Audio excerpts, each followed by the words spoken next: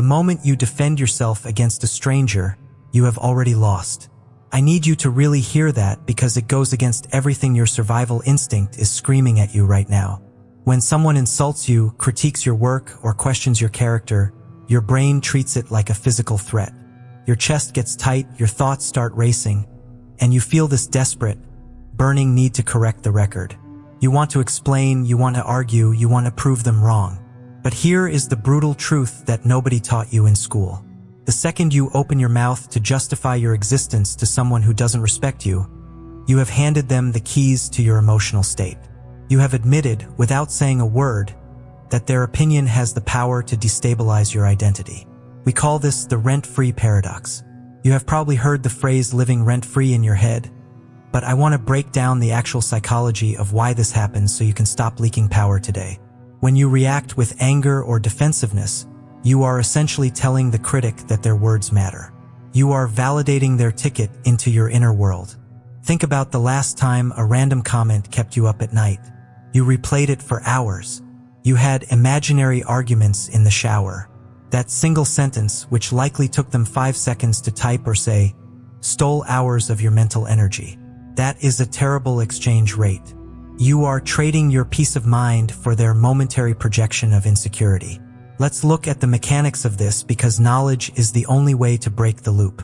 The source material for human psychology tells us that words wield immense power, but not in the way you think.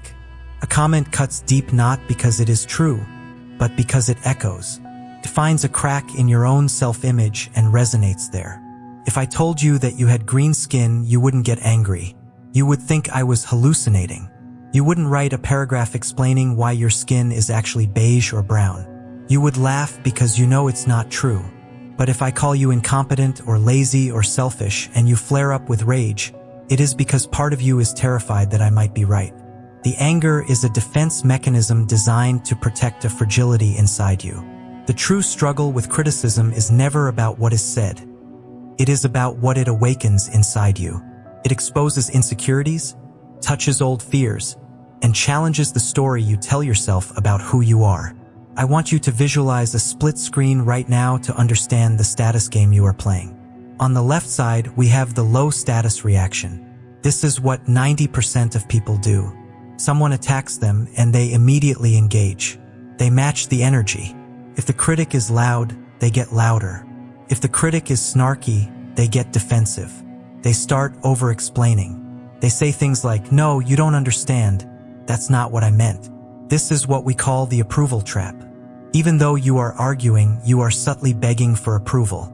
You are trying to control their perception of you. You are saying, "Please see me the way I want to be seen." This behavior signals to everyone watching that your self-worth is dependent on external validation. It signals that you are easily manipulated. Now look at the right side of the screen. This is the high-status reaction. This is the goal. Someone insults you, and you do absolutely nothing. You pause.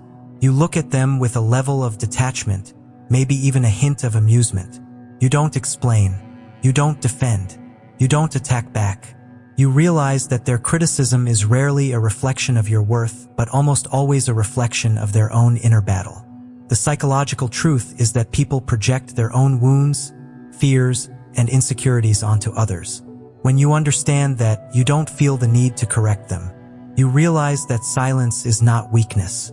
In a reactive world, intentional silence is the ultimate display of emotional maturity and control. It signals that your internal foundation is so strong that their words simply bounce off. This brings us to the 3-second rule.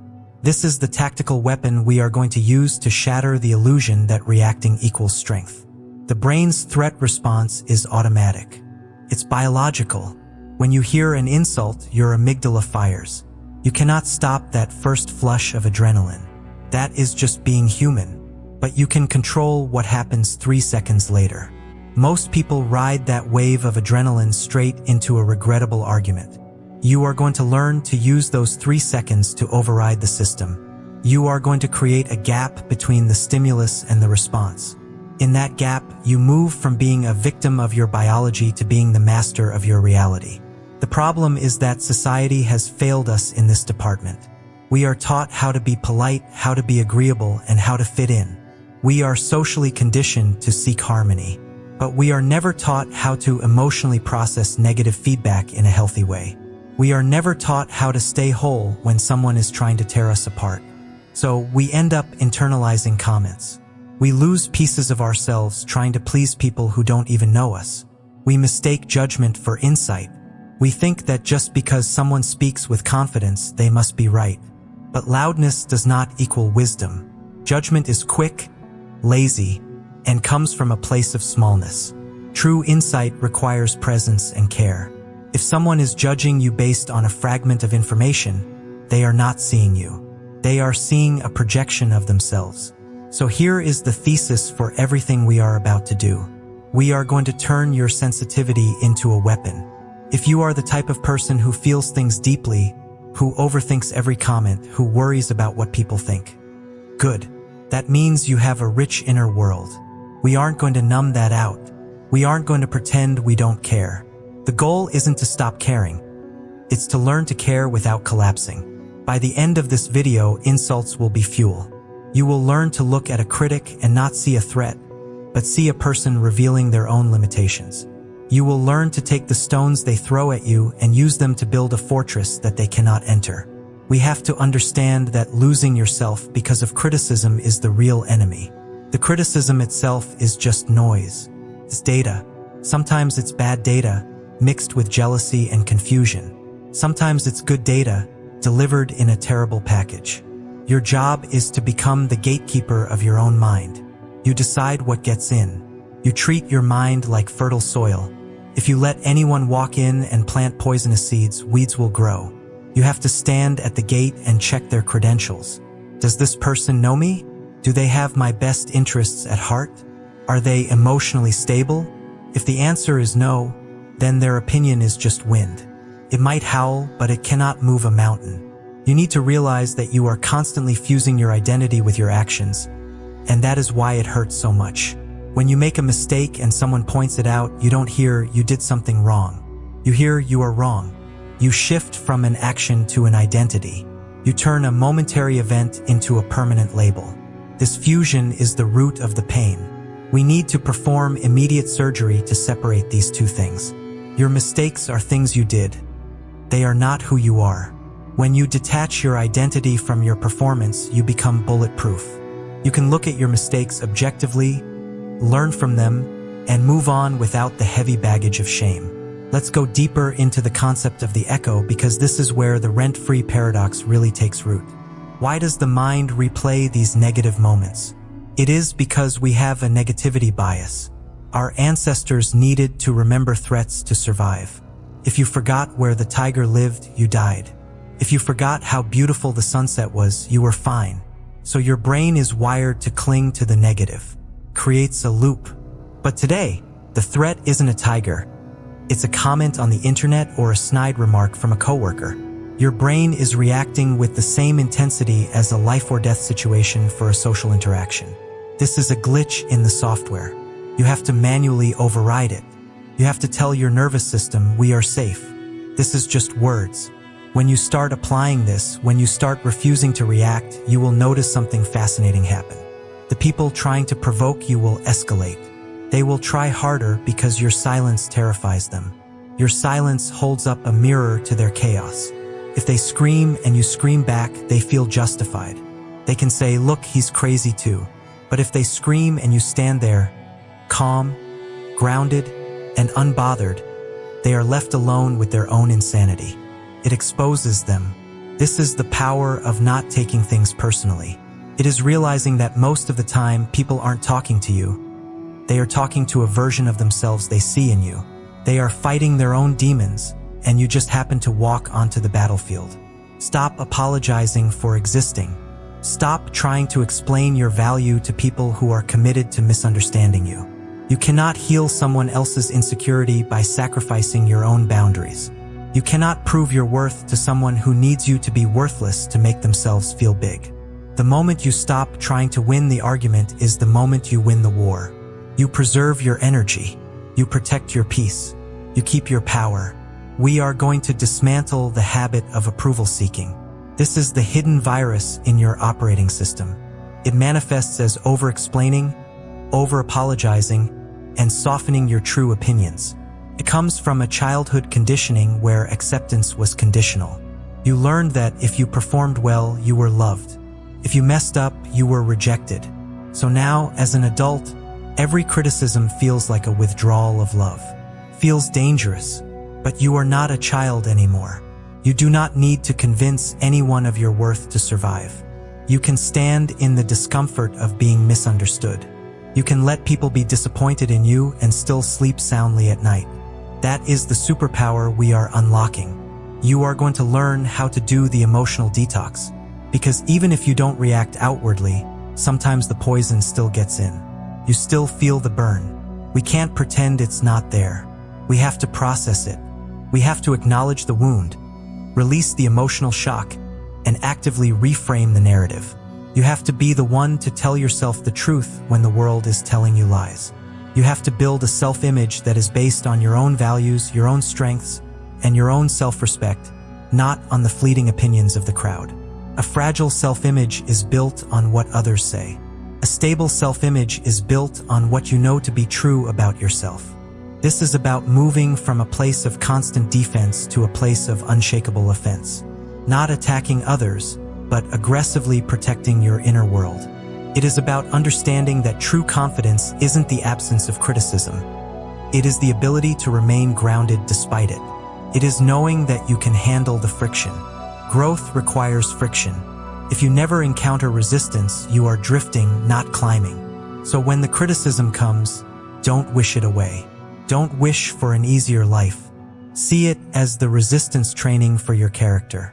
Every time you choose silence over shouting, every time you choose perspective over panic, you are doing a rep. You are getting stronger. So let's shatter the illusion right now. Reacting is not strength. Reacting is easy. Any child can throw a tantrum. Any weak person can lash out when they are hurt. It takes zero discipline to be offended. But to stand in the fire and not burn, to hear the insult and not let it penetrate your soul, that is power. That is the kind of strength that scares people because they know they can't control it. And that is exactly who you are going to become. We are done leaking power. We are done paying rent to people who don't matter. It is time to evict them and take back the keys to your own mind. Let's be honest about something we usually keep hidden in the dark. I want you to picture a scenario that I know for a fact you have lived through. It is Tuesday night. You are standing in the shower. The water is hot, the room is steamy, and your body is there, but your mind is somewhere else completely. You are not in your bathroom anymore. You have time traveled back to a conversation you had 4 days ago. Maybe it was a weird look from a coworker, a sarcastic comment from a family member, or a piece of feedback that felt a little too personal. At the time, you just smiled and nodded because that is what we are trained to do. But now, 96 hours later, you are staring at the shower tile, replaying that 10-second clip in high definition over and over again. And suddenly, it hits you, the perfect comeback. The line you should have said that would have shut them down instantly and saved your dignity. You acted out in the shower, you win the argument in your head, but then you turn off the water and you feel that heavy, sinking feeling in your gut. You feel anxious, you feel small, and you wonder, why can't I just let this go? We need to label this what it actually is. You are not crazy and you are not obsessive. You are glitching. You are stuck in what I call the cringe loop, and it is one of the most exhausting experiences a human being can go through. The source of this pain, the reason you are losing sleep over a sentence that took 3 seconds to say, is actually very specific. It's a phenomenon called the echo. See, logic tells us that sound fades. If I clap my hands, the sound is gone in an instant. But words don't work like physics. A harsh word, a critical comment, or a judgmental tone doesn't just land and disappear. It echoes. And the reason it echoes for days or sometimes even years isn't because the criticism was so accurate or so loud. It echoes because it found a surface inside of you to bounce off of. This is the uncomfortable truth that we have to face if we want to fix this. The text we are studying describes this perfectly. It says that criticism isn't the enemy. Losing yourself because of it is. When someone says something that hurts, the pain isn't actually coming from their words. The pain is coming from what those words awakened inside of you. Think about it. If someone walked up to you on the street and said, "I hate your purple wings," you wouldn't be offended. You'd think they were hallucinating. You'd laugh.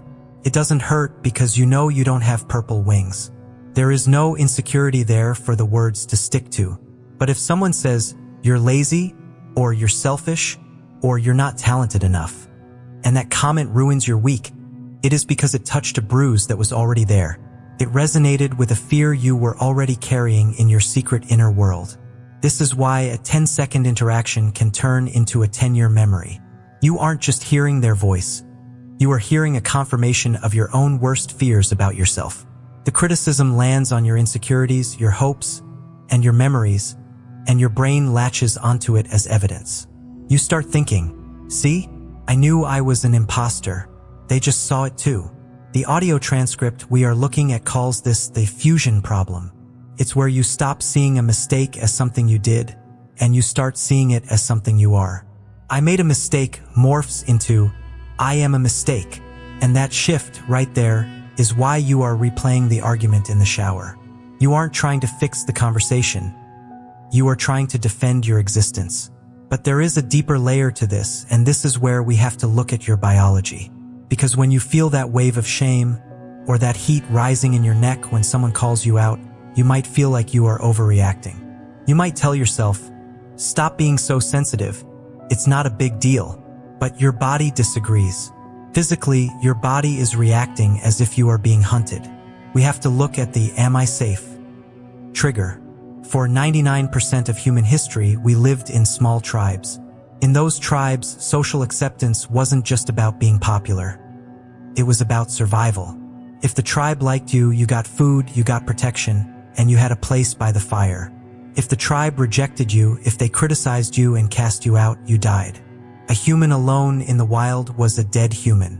So, your brain evolved a threat detection system that treats social rejection the exact same way it treats a physical threat. When someone criticizes you publicly, or even privately, your amygdala, the ancient alarm bell in your brain, slams the panic button. This is why you can't just brush it off. Your biology is screaming, "Danger!" Your heart rate spikes, your chest gets tight, your breathing gets shallow, and your thoughts start racing. That is the fight or flight response. But here is the problem. You are not fighting a tiger, and you aren't running from a bear.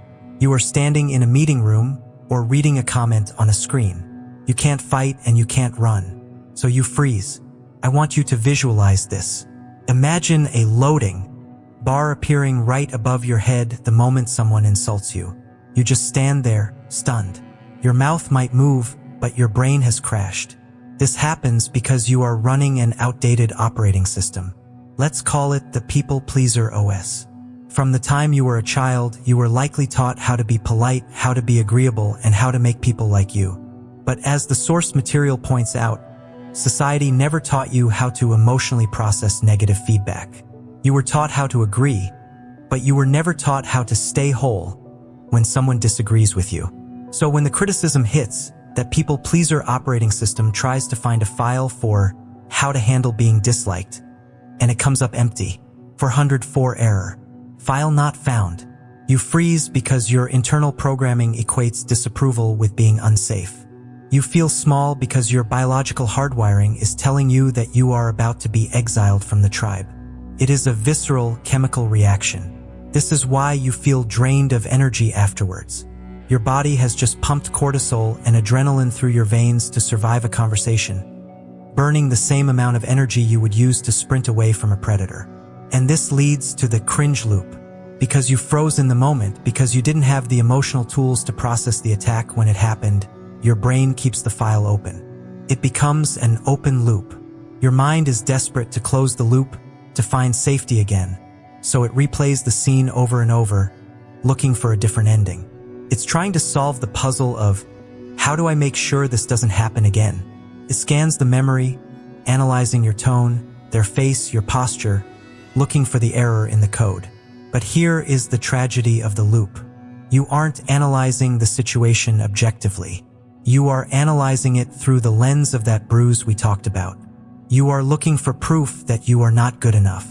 The source text explains that we tend to overestimate how much others think about us.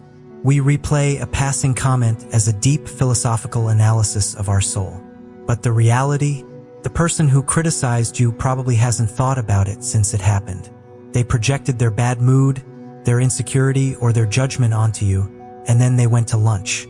They moved on. But you are still there, for days later, carrying their baggage for them. You have to understand that this mechanism, the echo, the freeze, the loop, it is all happening because you care. And that is not a weakness. The source material emphasizes this. Emotional pain is a normal sign of being human. It is not a flaw. You have an inner world, filled with hopes and fears. And when words land there, they shake things up. The goal here isn't to become a robot who feels nothing. The goal isn't to stop caring. The goal is to update the operating system.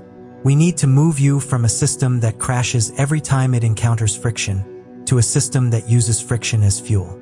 We have to realize that most criticism is actually a confession. It is rarely a reflection of your worth. It is almost always a reflection of the critic's inner battles. The source is very clear on this. When people judge you, they are often doing it based on incomplete information, assumptions, and their own limitations. They are looking at you through the lens of their own wounds. If they are insecure about their own productivity, they will call you lazy. If they feel unheard in their own life, they will call you loud. When you understand this, the loading bar above your head disappears. You stop freezing because you realize the attack isn't actually about you. But right now, in the shower or at 3 a.m. when you are staring at the ceiling, it feels very much about you. And that is okay. It is okay to feel that anxiety. It is your body trying to protect you. It is your biology doing exactly what it was designed to do to keep you alive in the wild. But we aren't in the wild anymore. You are safe. You are not going to die because someone didn't like your presentation.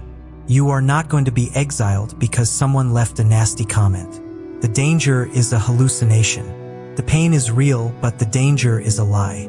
So, the next time you find yourself in that loop, arguing with a ghost in your bathroom, I want you to pause. Recognize the glitch. Say to yourself, I am replaying this because I feel unsafe, not because I am wrong. Acknowledge the bruise they hit, but don't let them own it. This physiological response, this racing heart, this freeze, it's just data. It's your body giving you a notification. And just like any notification on your phone, you have the power to swipe it away once you understand what it's trying to tell you. You don't have to let it drain your battery. You don't have to let it crash your system. We are going to learn how to rewrite that code. We are going to learn how to take that fight or flight energy and channel it into a stay and grow response. But first, you just need to forgive yourself for being human. You need to forgive yourself for freezing. It wasn't weakness. It was biology. And biology can be managed once you understand how the machine works. You are not broken. You are just responding to a threat that doesn't exist anymore. And now that we see the problem for what it really is, a biological false alarm triggered by an emotional bruise, we can stop running. We can turn around, face the echo, and silence it for good. Here is the shift. We are moving from the problem into the solution, and we are going to do it by rewriting the operating system of your mind. We are done with feeling like a victim of other people's words. We are stepping into the role of the analyst. This is where we build the unshakable frame. To do that, I am going to give you 3 psychological laws. These aren't just tips. They are laws of social physics. Once you understand them, you cannot unsee them. The first law is what I call the projector theory. You have to understand that most people are walking around with a movie playing in their heads. This movie is their inner world. It is full of their traumas, their childhood fears, their insecurities, and their unmet needs. Chapter 4 of the psychology research we looked at calls this projection. It is when people disguise their own insecurities as your flaws. This is the biggest red pill you will ever swallow regarding social dynamics. Criticism is rarely a reflection of you. It is almost always a confession by them. Think of it this way. You are just a white screen. You are the blank canvas in a movie theater. When someone screams at you, when they judge you, when they call you names, they are the projector. If the movie playing on the screen is a horror movie, that is not the screen's fault. The screen is just reflecting the film inside the projector. If someone looks at you and says you are too much, you are too loud, or you are too ambitious, they are not really analyzing your behavior. They are confessing that they feel not enough. They are confessing that they feel silenced. They are confessing that they are stuck. The source text explicitly states that people project because of defense mechanisms. They have parts of themselves they are ashamed of, so they try to expel those parts by seeing them in you. If they call you arrogant, it is often because they are struggling with a need to feel superior. If they attack your appearance, it is because they are at war with their own self-image. When you realize this, the dynamic flips instantly. You stop feeling hurt and you start feeling curious. You stop thinking, what is wrong with me? And you start asking the most powerful question in this entire framework. You ask yourself, is this feedback about my behavior? Or is this a projection of their internal chaos? You have to catch this in real time. The document mentions that criticism exposes our insecurities, but that is only half the battle. The other half is realizing it exposes theirs. When you treat criticism as a confession, you stop absorbing the poison. You realize that you cannot heal their insecurity by sacrificing your own well-being. You cannot fix their movie by tearing down your screen. You just watch the movie. You observe it. You think to yourself, wow, that person is carrying a lot of anger today. That person is really terrified of losing control. You become the scientist observing a specimen, not the victim being hunted. This gives you emotional neutrality. It allows you to create distance. It stops you from apologizing for things you didn't do and shrinking yourself to fit into their limited worldview. Once you have established that they are projecting, you need a mechanism to process what they are actually saying. This brings us to law number 2, the data versus drama filter. The core argument here is that words wield immense power, but only if you swallow them whole. Most people take a comment and they swallow the tone, the insults, the volume, and the facts all at once. That is a recipe for emotional indigestion. You need to learn how to separate the delivery from the content. Chapter 7 and 8 break this down beautifully. They talk about separating the tone from the truth. The tone is the drama. The tone is their frustration, their bad day, their shouting, their sarcasm. That is the packaging. The data is the actual factual claim being made. Your job is to rip open the package, throw away the wrapping paper, and look at the object inside to see if it has any value. Let's look at a concrete example. Your boss or a partner comes at you and says, "You are so lazy. You always mess everything up. I can't believe you missed that deadline. You are useless." The average person hears that and their brain goes into a tailspin. They think, I am useless. I am lazy. They fuse the action with their identity. That is the trap. The data versus drama filter strips the adjectives. It strips the emotional words. You are lazy is drama. Delete it. You are useless is drama. Delete it. I can't believe it is drama. Delete it. What is left? You missed the deadline. That is the data. That is the only thing you need to address. The data is simple. It is a fact. I missed a deadline. Okay, I can fix a missed deadline. I can apologize for a missed deadline. I can create a system to not miss it again. But I cannot fix being useless. You cannot fix a character flaw that doesn't exist. The source material emphasizes that guilt is healthy because it says, I did something wrong. But shame is destructive because it says, I am something wrong. The data versus drama filter protects you from shame, keeps you in the realm of behavior, not identity. You have to do this aggressively. Imagine you have a mental audio mixer. When someone starts yelling, you turn down the emotional tone knob and you turn up the factual content knob. Sometimes you will do this filtering and realize there is zero data. If someone just comments you're ugly on your video or insults you in a bar, run it through the filter. Drama, 100%. Data, 0%. What do you do with zero data? You discard it. It is noise. It is just static on the radio. You don't analyze static. You don't internalize static. You tune it out. But sometimes, as chapter 8 reminds us, there is guidance in disguise. Even a rude person might have a point. If you are too busy being offended by their tone, you miss the lesson. If you use the filter, you can say, okay, this person is screaming like a child, which is their problem, but they are right that I forgot to lock the door. I will lock the door next time. I will keep the data and I will delete the drama. This makes you anti-fragile. It means you can learn from your enemies. It means you can extract value from insults.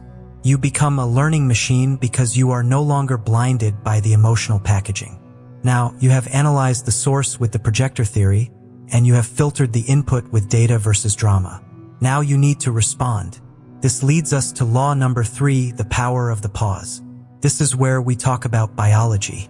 The source text explains that your brain is hardwired for threat detection. When someone attacks you verbally, your amygdala hijacks your system.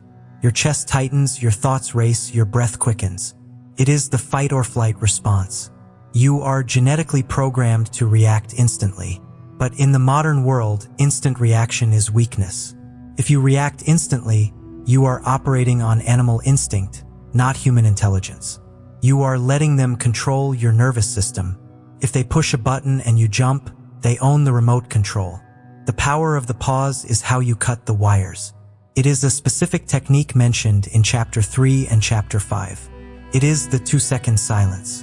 Here is how you do it. When someone finishes speaking, especially if it was an attack, you do not speak immediately. You look at them, you hold eye contact, and you count to 2 in your head. 1, 2. Then, and only then, do you speak. This sounds simple, but it changes the entire power dynamic of the interaction.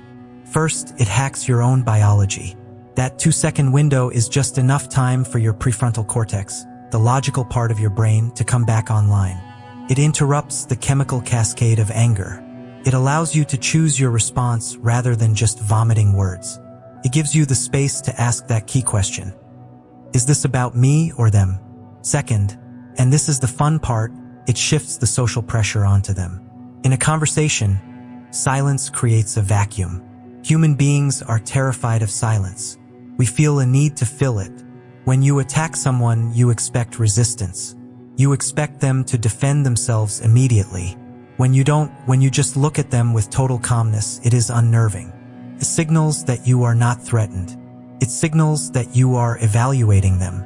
You move from being the victim to being the judge. You are silently communicating.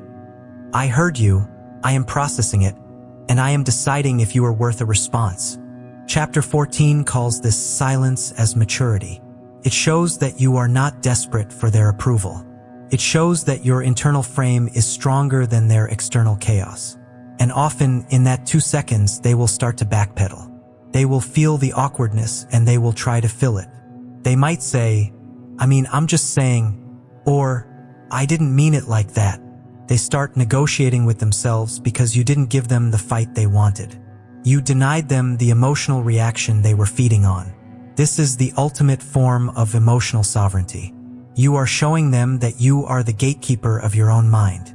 You decide what gets in. You decide when you speak. You decide if their words matter. So, let's put it all together. You are in a high-stakes situation. Someone comes at you with criticism. Step 1, projector theory. You remind yourself that this emotional explosion is their movie, not your reality. You don't take it personally. Step 2, data versus drama. You mentally strip away the insults and the tone. You look for the facts. Is there a valid point here I need to address? Or is it just noise? Step 3, the pause. You take a breath. You look them in the eye. You wait 2 seconds. You let the silence do the heavy lifting. Then you respond. And you respond not as a wounded child seeking approval, but as a grounded adult solving a problem. You might say, I hear that you are frustrated about the deadline. I can fix that. Notice what you did there? You acknowledged the data, the deadline, and the drama, the frustration, without accepting the guilt or the shame. You didn't say, I am sorry I am such a failure. You said, I can fix that. This is how you become unshakable. It is not about being arrogant. It is not about ignoring everyone. It is about having a filter system that is so robust that nothing can break your internal peace.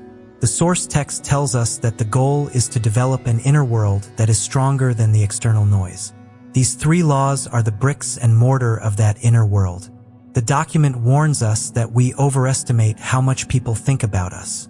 We replay their comments for hours while they have already forgotten what they said. By using these laws, you stop the replay. You process the moment, you extract the lesson, and you discard the rest.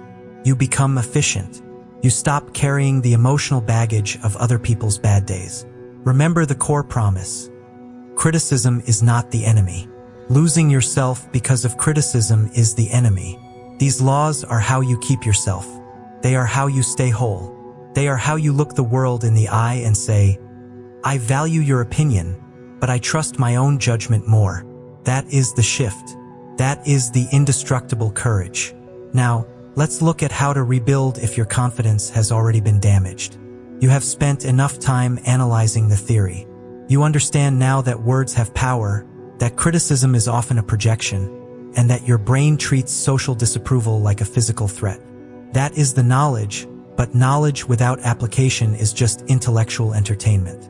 It is time to move from the passenger seat to the driver's seat of your own psychology. We are going to bridge the gap between reading about emotional resilience and actually having it. We are entering the gamification phase. This is the 7-day Teflon mindset protocol. The goal here isn't to stop people from criticizing you, because you cannot control the weather, but you can certainly waterproof your jacket. We are going to turn this into a game where you score points for keeping your peace. For the first 3 days, your mission is the Neutral Observer Challenge.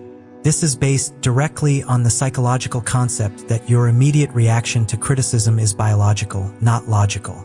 As we discussed, your mind has an ancient threat detection system that treats a nasty comment exactly like a predator in the bushes.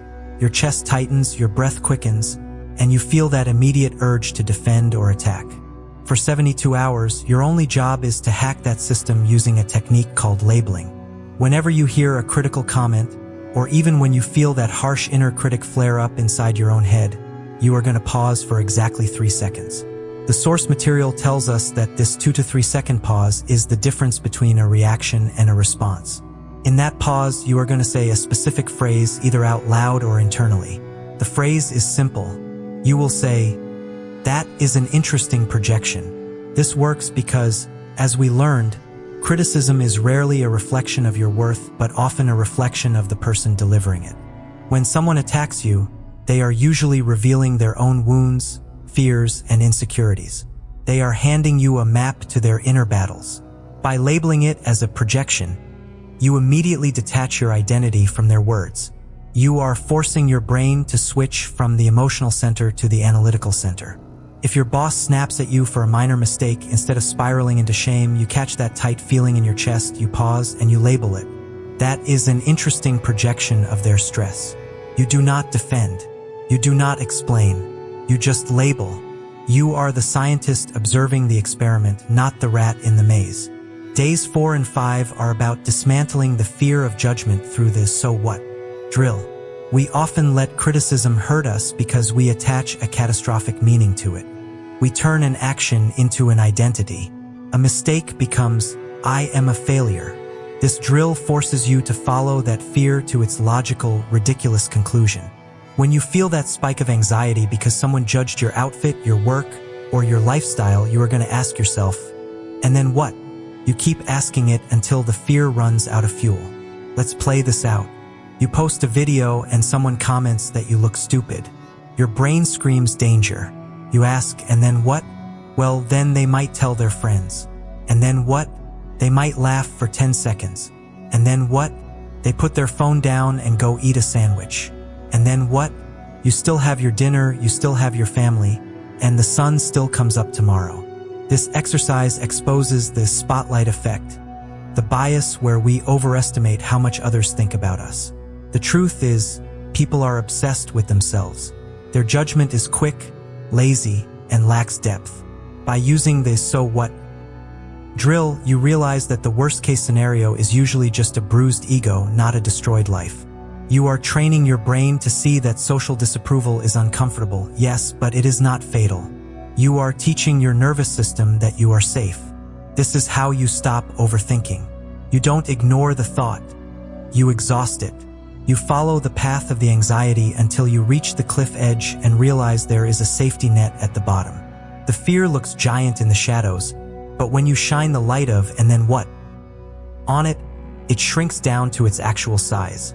Now we move to the advanced level for days 6 and 7. This is the gray rock method. This is specifically for those people in your life who feed on reaction. Maybe it is a toxic family member, a jealous coworker, or a troll online. These people are looking for emotional food. They want to see you upset, they want you to defend yourself, they want to drag you into their chaos because it makes them feel superior and distracts them from their own smallness. Your goal for these 2 days is to become the most emotionally uninteresting person on the planet. You are going to be as boring as a gray rock. When they try to provoke you, you remove the oxygen from the fire. You give one-word answers. Okay, interesting. I see. You do not offer explanations. You do not try to prove you are a good person. As the source material emphasizes, silence is a form of control. It communicates that you are not controlled by external pressure. When you refuse to react, you are protecting your dignity. You are creating a boundary that says, I will not participate in this reality you are trying to create. You will feel a burning desire to correct them. You will want to scream your truth. Do not do it. Sit with that discomfort. That discomfort is just your ego dying a little bit, and that is a good thing. By starving them of your reaction, you force them to sit with their own toxic energy. You are sending that projection right back to the sender. Finally, to seal this protocol, we need to perform the audit. You cannot expect to have a Teflon mindset if you are swimming in a sewer. Chapter 9 of our research talks about the voices you allow to shape you. You are the gatekeeper of your mind. If you allow garbage to enter, your internal reality will become garbage. Right now, take out your phone. You are going to unfollow 5 accounts that trigger your insecurity. You know exactly which ones they are. The ones that make you feel poor, ugly, or behind in life. They are not motivating you. They are draining your emotional battery. Get rid of them. Next, you are going to silence one real-life person. You don't have to cause a dramatic scene or end the friendship if you aren't ready. But you are going to mute their notifications. You are going to restrict their access to your mental space. This is not being mean. This is being surgical. You are deciding that your peace is more valuable than their need for attention. You are consciously choosing who deserves to influence your identity. As the text says, your mind is fertile soil. If you plant seeds of doubt and comparison, you will grow a forest of anxiety. The audit is you weeding the garden. This 7-day protocol is not a magic pill that will make you a robot. You will still feel things. You are human. The goal isn't to stop feeling. The goal is to stop collapsing. It is to learn the difference between being judged and being seen. It is to understand that your self-worth is an internal structure, not an external negotiation. When you complete these 7 days, you will have a set of reference experiences. You will know what it feels like to let a comment slide off you. You will know the power of your own silence.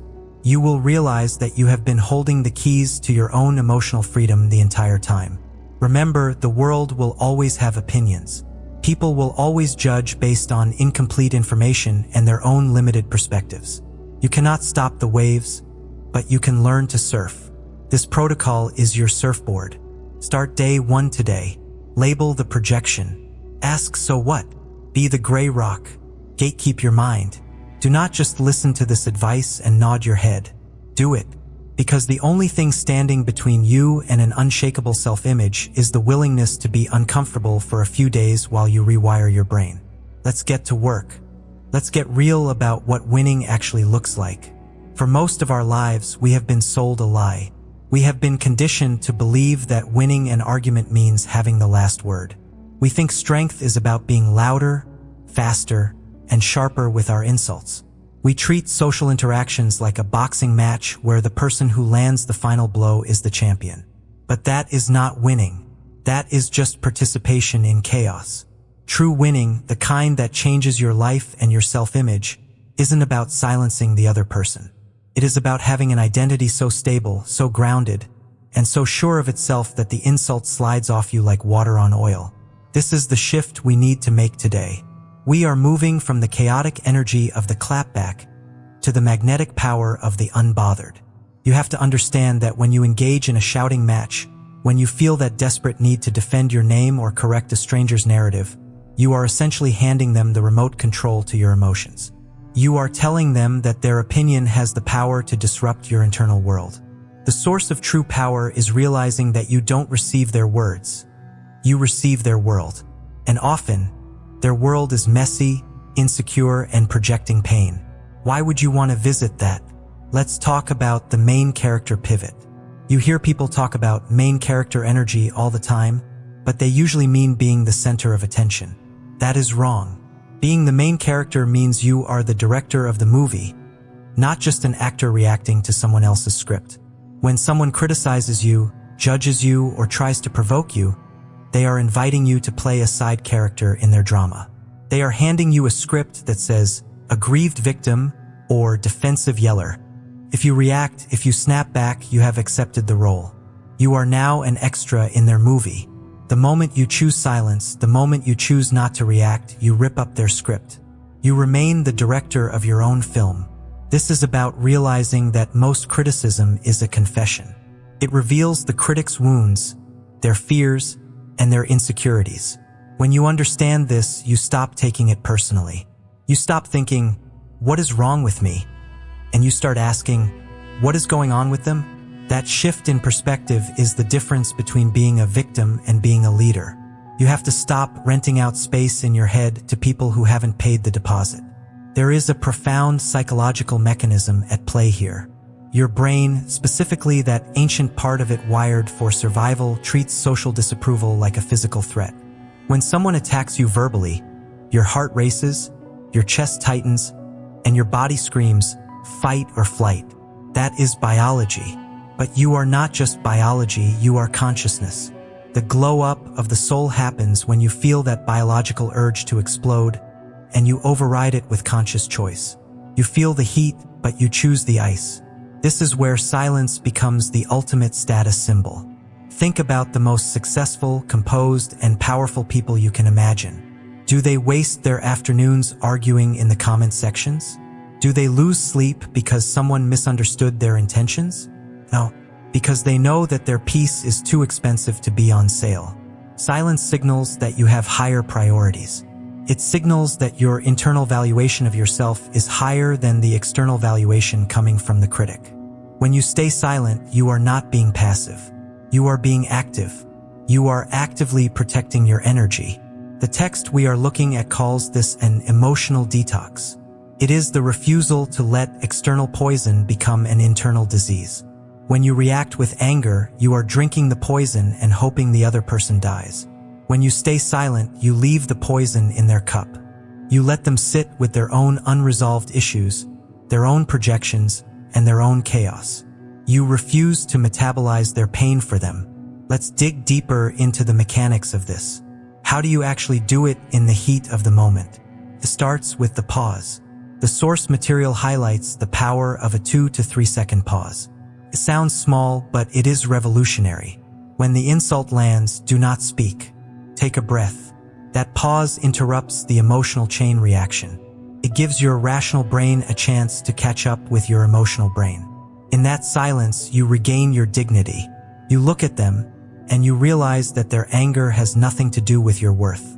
Silence is also a mirror. When you argue back, you give the other person something to push against. You validate their aggression. But when you offer them nothing but silence and a calm gaze, they are left pushing against air. They stumble. Their aggression looks silly. Your silence forces them to hear the echo of their own nastiness. It exposes their lack of control. It shows everyone in the room who is actually holding the power. It is the ultimate power move because it requires zero force, only presence. This brings us to the concept of the unbothered aesthetic. This isn't about being cold or robotic. It is about being selectively available. You are available for connection, for genuine feedback, and for growth. You are unavailable for projection, for manipulation, and for drama. You are creating a velvet rope around your psyche. Not everyone gets on the list. You have to become the gatekeeper of your own mind. You decide which voices are allowed to shape your identity. We need to address the fear that silence makes you look weak. We are terrified that if we don't defend ourselves, people will think the criticism is true. But the opposite is true. Over-explaining is a trauma response. It comes from a childhood need to plead for safety or approval. It smells like desperation. Confidence requires no defense. If you know you are honest, you don't need to scream it. If you know you are valuable, you don't need to prove it to someone committed to misunderstanding you. The truth does not need a lawyer. It just needs time. The most powerful transformation happens when you detach your identity from your reputation. Your reputation is what others think of you. Your identity is what you know about yourself. When your identity is built on a stable foundation of self-respect and values, criticism becomes mere information. If the criticism has merit, you use it to grow. You take the data and discard the drama. If the criticism is baseless, you discard it entirely. You become an alchemist, turning the lead of their judgment into the gold of your self-awareness. So, how do we solidify this identity shift? We do it by recognizing that we are not the sum of our mistakes, nor are we the sum of other people's opinions. We are the observer of it all. This is about emotional sovereignty. It is about declaring that your emotional state is your private property, and you are evicting the squatters. You are no longer asking for permission to be who you are. You are no longer begging for approval from people who do not even like themselves. This leads us to the closing thought, the mantra that needs to be burned into your mindset. There is a classic saying, and I want you to really feel the weight of it today. A lion does not lose sleep over the opinion of sheep. Now, don't get this twisted. This isn't about arrogance. It isn't about looking down on people or thinking you are better than them as a human being. It is about a difference in nature and focus. The sheep makes noise because it is fearful. It bleats to fit in, to find safety in the herd, to alert others to perceived dangers. The sheep is reactive by nature. The lion, however, operates differently. The lion is certain of its power. The lion sleeps 20 hours a day not because it is lazy, but because it is unafraid. It does not need to prove it is the king. It simply is. When you embody this energy, you realize that the chatter, the gossip, and the cheap shots are just the noise of the herd. They are reacting to their environment. You are creating yours. You have a purpose, you have a vision, and you have a destiny that is far too important to be derailed by the opinions of spectators. Spectators watch the game. Players play it. You are a player. So the next time the world tries to provoke you, the next time someone tries to drag you into the mud of their own insecurity, remember who you are. Remember that your silence is not a surrender. It is a fortress. Remember that your peace is a luxury item that you are no longer giving away for free. Stand tall, breathe deep, look them in the eye, and say absolutely nothing, because you are too busy building a life that they will eventually have to watch. That is the payoff. That is the win. That is the indomitable spirit. We have spent this entire time talking about the mechanics of criticism, but knowledge alone doesn't stop the stinging sensation in your chest when someone questions your worth. The shift from feeling fragile to becoming unbreakable doesn't happen in your head. It happens in your nervous system. It happens the moment you decide that your inner peace is more valuable than your need to be understood by people who are committed to misunderstanding you. This is where we separate the people who just watched a video from the people who are actually changing their lives. We are inviting you into what I call the unbothered 1%. This isn't about being arrogant or acting superior. It is about reaching that rare state of emotional maturity described in the psychology of silence. Think about the source of your exhaustion. Chapter 10 reminded us that most of us are caught in the approval trap. We over-explain, we over-apologize, and we soften our boundaries because we are terrified of disappointing people. But here is the brutal truth we discussed. You cannot heal someone else's insecurity by sacrificing your own well-being. When you stop trying to convince everyone of your worth, you regain the energy you've been bleeding out for years. This is the core of the unbothered mindset. It is the realization that your identity is not a democratic process. You do not need a majority vote to feel good about who you are. We talked about how meaningful silence is. Intentional silence is not weakness. It is a display of high emotional control. In a world that is addicted to reaction, choosing not to react is the ultimate power move. It signals presence. It signals clarity. It tells the critic that you are not a puppet they can dance on emotional strings. This is the challenge I am putting in front of you right now. It is time to stop participating in arguments that you did not start and do not need to finish. It is time to become the gatekeeper of your own mind. If you are actually serious about this, if you are done letting random comments ruin your day, and if you are ready to embrace that silence we talked about in chapter 14, I want you to make a micro-commitment right now. This isn't for the algorithm. This is for you to mark this moment in time. If you are ready to stop explaining yourself to people who don't deserve an explanation, I want you to scroll down and comment the word silence. Let that word be the contract you sign with yourself today.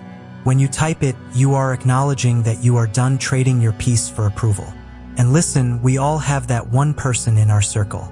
The friend who feels everything too deeply, the one who replays conversations in their head for 3 days straight, the one who thinks every shift in tone is a personal attack.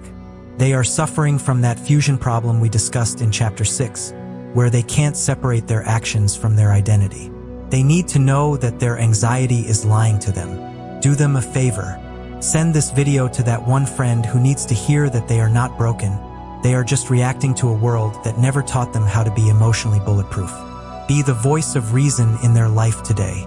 We are building something massive here, a community of people who refuse to be emotionally fragile. But this is just the foundation. Today we covered how to handle the noise inside your head. In the next video, we are going to look outward. We are going to discuss how to make people respect your boundaries without you having to say a single word. We will break down the psychology of nonverbal respect and how to command a room simply by existing in it. You do not want to miss that. Remember the emotional detox we talked about. Healing isn't just about moving on. It's about rebuilding a self-image that criticism cannot break. You have the tools now. You know that words are just sound waves until you give them meaning. You know that judgment is usually just someone else's insecurity projecting onto you. You have the power to observe the storm without letting the rain get you wet. Take a deep breath. Release the tension in your shoulders. Stop looking for permission to be who you are. The validation you are looking for is already inside you. You are the only person who needs to accept you. Protect your peace.